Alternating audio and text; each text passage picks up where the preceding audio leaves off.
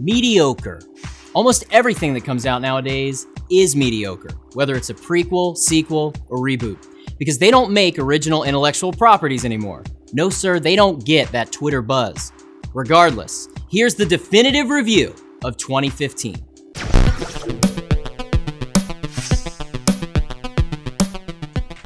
Jurassic World, an effective reboot that's fun and exciting and manages to be the best Jurassic sequel while also having the worst effects.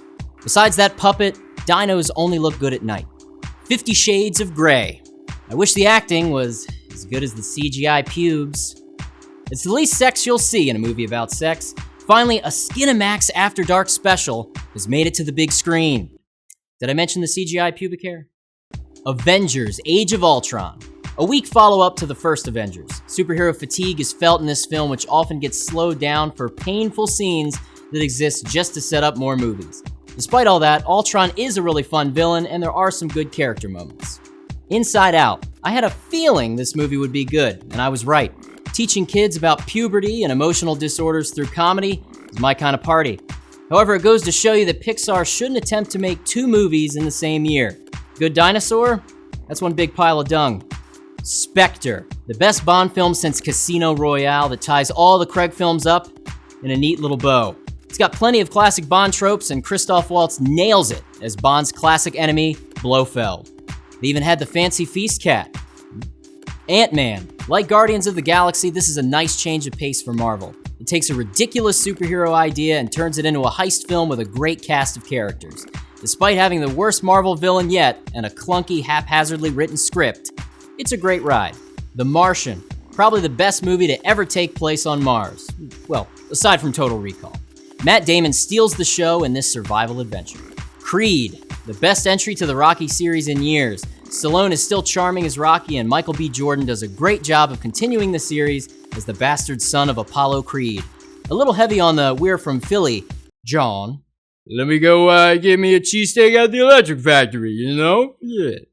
The marketing, the merchandise. I'm talking Death Star waffle makers, Darth Vader toasters, Han Solo Pop-Tarts, lightsaber chopsticks, even lightsabers on other lightsabers, and Star Wars themed bags of apples. Or BB-8 oranges, it's your choice. Oh yeah, there's also a film among all this madness, Star Wars: The Force Awakens. It's pretty good. Mad Max: Fury Road, hands down the best movie of the year. This episode should just be called Things That Weren't As Good as Mad Max: Fury Road. It's a never-ending chase film, a neo-feminist, high-octane, ludicrous, speed-reaching, non-stop action masterpiece. Terminator Genesis. In the book of Genesis, it tells us that the world was created in 7 days. This script? Probably about 1. Arnold, Don't Come Back. Worst movie of the year. War. War never changes, and neither does the gaming industry. Fallout 4, a game that's not so special. They mixed Fallout New Vegas with Minecraft and had the guys from Splatoon give it a new coat of rust-colored paint. At least there's Fallout Shelter, which is like Sim Tower without the, hey, I want to play that. Super Mario Maker. Everyone's always complaining about Nintendo making the same thing over and over again. So they take your $60 and now you can just make the game. Great.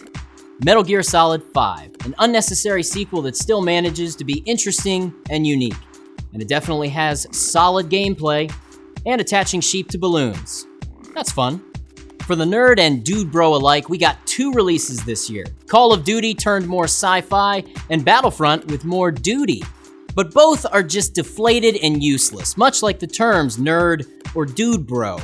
Halo has a great sci-fi lore that's told as poorly as possible. For a franchise that's mostly booted up for I had sex with your mother multiplayer deathmatches, Halo 5 follows the pattern exactly. Buggy, too short, forgettable. If Skyrim is Coke, Witcher 3 is Pepsi. The game that wants to be a movie, a sexy, sexy movie, 50 Shades of Grey could learn a lot from this game. Witcher 3 just needs way more CG pubes. Destiny: The Taken King. Bungie has finally given Destiny the futuristic band-aid it needed.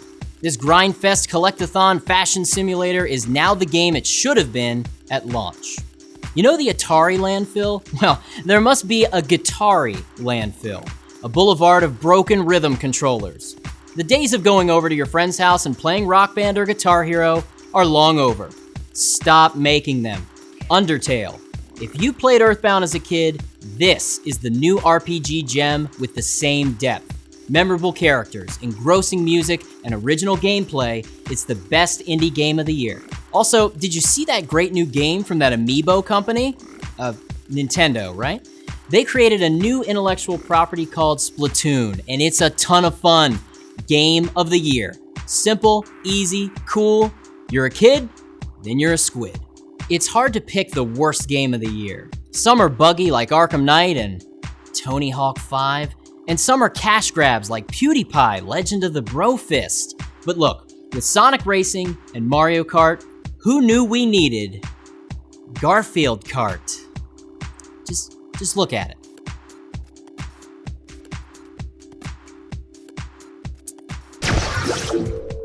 Television, the go-to medium for anyone over the age of 67. Rise of the superhero TV show genre. Flash, Agent Carter, Daredevil, Jessica Jones. There was no shortage of superheroes this year. We had a few great shows that span many genres. If you prefer sci-fi geeky action with a lot of heart, then Flash is for you. If you want a dark vigilante, fighting ninjas in the big city, and don't feel like watching Batman Begins for the 100th time, then Daredevil will be right up your alley. Plenty of girl power this year done right.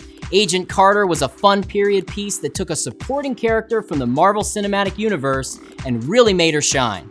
Jessica Jones was the opposite, a new character going through a nightmarish situation, hunting down a mysterious killer. There's plenty of variety in these shows, but each of them guarantee greatness. Better Call Saul. For the first time ever, a spin-off with a comedic character finally works. Bob Odenkirk really shows that he can pull off drama as well. The Muppets. It can have its moments, but this reboot really missed the mark. An Office-style parody is really what was not needed in the Muppets universe, and it has alienated a lot of young and old fans. Blind Spot, the biggest hit of the fall season. Blind Spot introduces a mystery that constantly keeps evolving and keeps you guessing. What the hell do these tattoos mean? Who put them on her? Why can't she remember? God! Ash vs. Evil Dead is the best show of the year. Funny, gory, tons of practical effects, hilarious CG, and a cast of characters you'll love.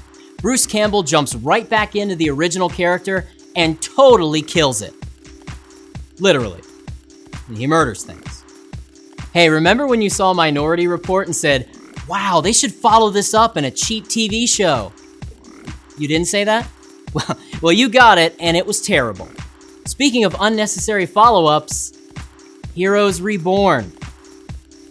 And if I didn't mention it, it wasn't worth mentioning.